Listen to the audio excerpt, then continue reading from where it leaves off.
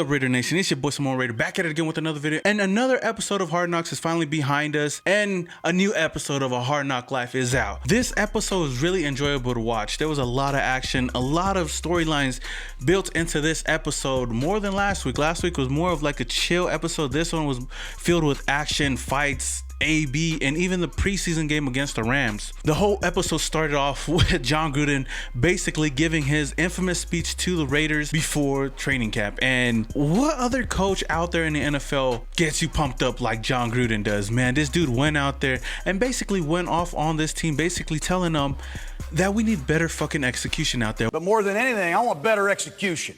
Are we clear on that? I want better fucking execution. We need to be the team out there that's going to show out and show up this year. A lot of people are counting us out this year.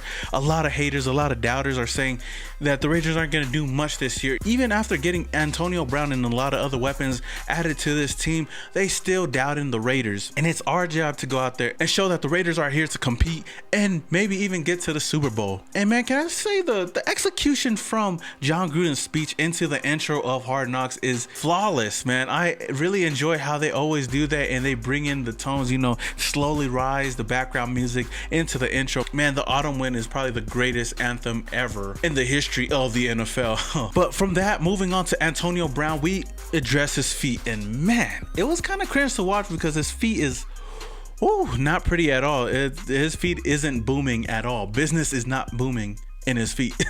He made a joke about his foot being circumcised, his old skin coming off, and his feet becoming born again, maybe running even faster out there, you know. But I hope that his foot heals and he could finally be back, and I know they're gonna address that in the next episode. And so far, AB has still not been the featured character on Hard Knocks, but we're gonna get there pretty soon.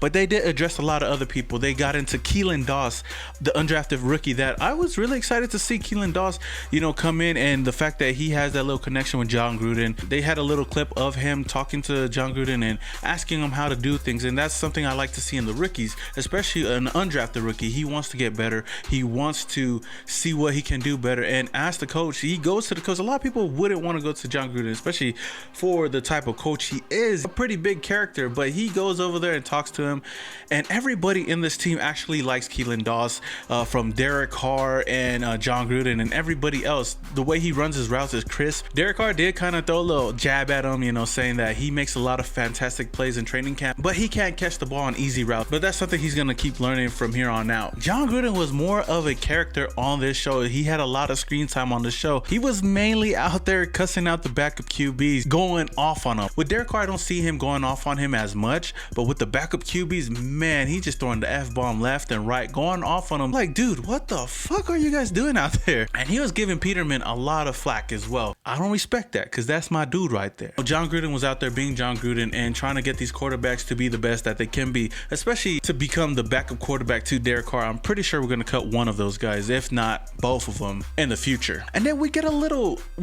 snippet of the talent show, or the rookie talent show, I guess, but we only got to see Hunter Renfrow and Max Crosby. Nobody else really went up there and did anything. Hunter Renfrow went out there and sang "Lean on Me When You're Not Strong."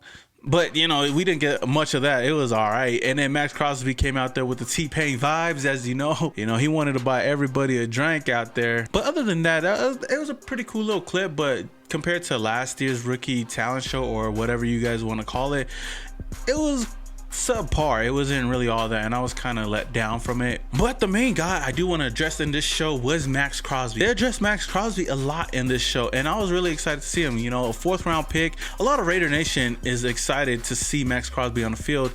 You know, we got to see him getting a tattoo, to him on the field practicing, and then more of him later on in the show. As we all know, the Raiders and the Rams had joint practice, and the Raiders were going to address this in this episode, and we got to see them basically studying before the Rams came. They basically highlighted Aaron Donald and Todd Gurley in the show to watch out for them during the joint practices. And if there's one thing I took away from the show, they were hinting off at AB the whole time, saying, "Where's AB?" You know, Jon Gruden even wondering where AB is at. Eric Weddle even brought it up. Mike Mayock even brought it up. And a lot of people didn't have answers, and obviously the media was going crazy as well, saying that they didn't have no communication with him. Of course, they want him to be at practice. None of them are going off on AB for not showing up. They understand that he needs treatment and that he's doing the best that he can just to get back on the field. Last episode, we got a lot of Jonathan Abram, but this episode we got little spurts of him here and there in the episode.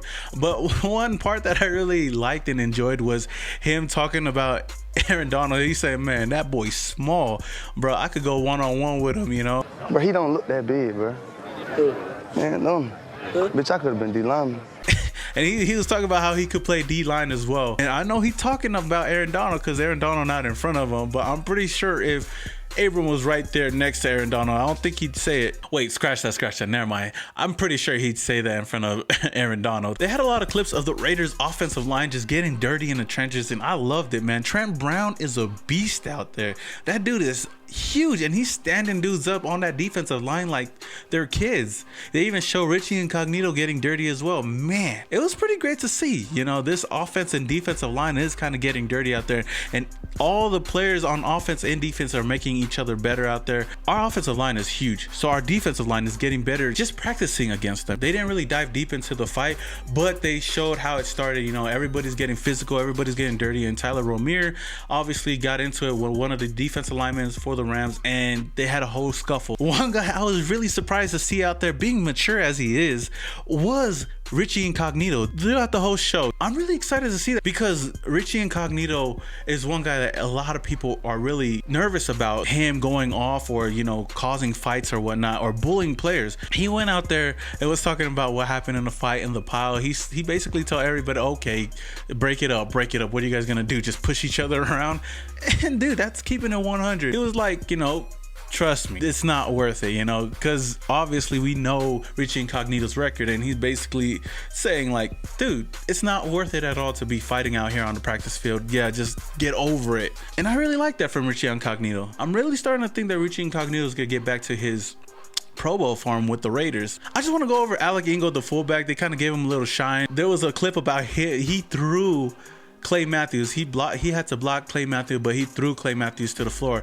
And for him, that was like a big accomplishment because I guess he was a big Green Bay fan because he was from Wisconsin. He did go to Wisconsin and he talked to Clay Matthews, which I thought that was pretty cool. Then we get a clip of the GOAT, Charles Woodson, talking to the young rookie, or the young first-year player, because Jonathan Abram doesn't like to be called rookie, but talking to Jonathan Abram about, you know, being a leader and how he should be himself out there. Don't change for anybody else. I know a lot of people and a lot of Raider fans were really knocking Jonathan Abram on the last episode for being, you know, himself, being out there, being the character that he is. For me, it doesn't bother me at all. He just looks like a guy that just likes to have fun and just play around and joke around with his teammates. But Woodson had a lot of wise words to say to the young 2-4. The way he perceives himself reminds me of a young Charles Woodson. So I'm looking forward to a really great year this year from Jonathan Abram. And we finally get to the preseason game week 1 with the Raiders, and this kind of got me hyped because it's the first game of the season. They really highlighted Max Crosby in this game. Max Crosby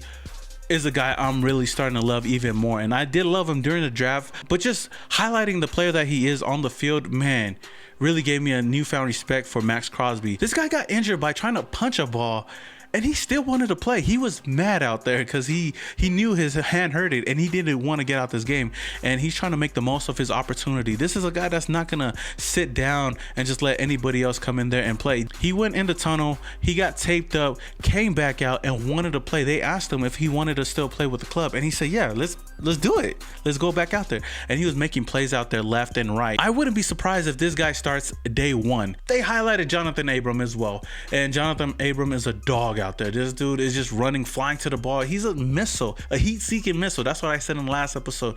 And the way you see him play and communicate, man, is really great to see, especially from a young rookie. Now we get to the backup QBs and John Gruden.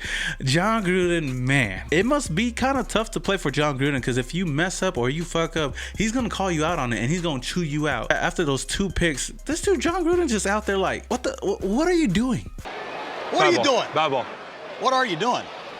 Asking him, and he's just like, you know, I'm trying to, like, what are you doing? You know? And then he got on Nathan Peterman, my dude. He missed Keelan Dawson on a go route that I didn't even see during the game, but Obviously, John Gruden's seen it, and if he was to look at Keelan Doss, that would have been an easy touchdown. Nathan Peterman was the check down king throughout the whole game, but they highlighted his 50-yard run, which was incredible, man. I was even hyped watching the game. When he ran for that 50-yard run, everybody was praising him. John Gruden, even some of the Rams players were like, dude, I didn't know you could run like that. The Raiders ended up winning. Obviously, we know that after watching the game on Saturday, and that was about it for the show. They basically previewed next week's episode, which I believe is going to center around AB. We're going to finally get a lot of AB action in the next episode, especially with everything that's went on with his foot to his helmet. They didn't address his helmet situation at all in this episode. They're going to address everything in all things Antonio Brown, and I can't wait for that episode. And I'm pretty sure a lot of fans out there, and even regular watchers out there, is gonna wanna tune in for next week's episode. But that's all I have for you guys today on this second episode of A Hard Knock Life.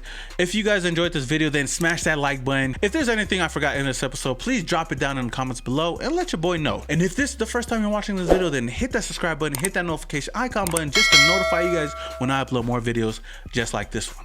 Until the next episode, Raider Nation, this is your boy Simone Raider, and your boy is yeah.